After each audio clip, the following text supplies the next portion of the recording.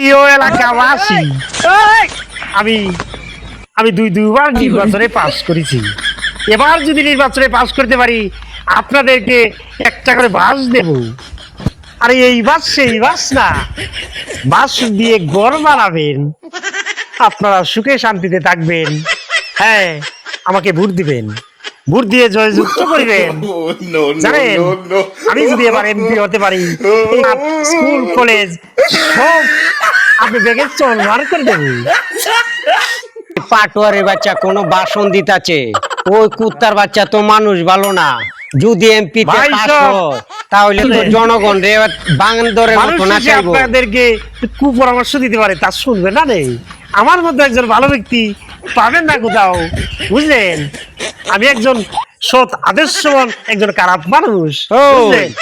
ওই ওই পাটোয়ারি, তোর মতো মানুষে ওই স্কুল কলেজের সামনে বক্তব্য দে। ওই তুই তো একটা জানোয়ার। বড় সাহসী, তুই একটা আমার সাহসে দেখছো কি?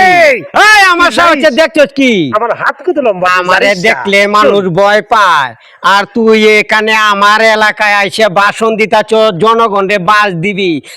সত্যিকারে তুই বাস দিবি, এটা আমি জানি। আমার হাত কত লম্বা তা তুই জানিস না রে? আমি টেকনাফ থেকে তেতুলিয়া পর্যন্ত আমার হাত কত লম্বা রে, তুই তো বাঁচবি না রে। এই সালি সাওয়াল, তোকে তুলেছি আমি। এখন আমি কইতাছি পাটোয়ারি সাহেব, আপনি এখান থেকে ভালোই ভালোই মান সম্মান চইলা যান। যদি আমারে আবার কে পান তাহলে যে কি হইব এটা তো আপনি ভালো করে জানেন।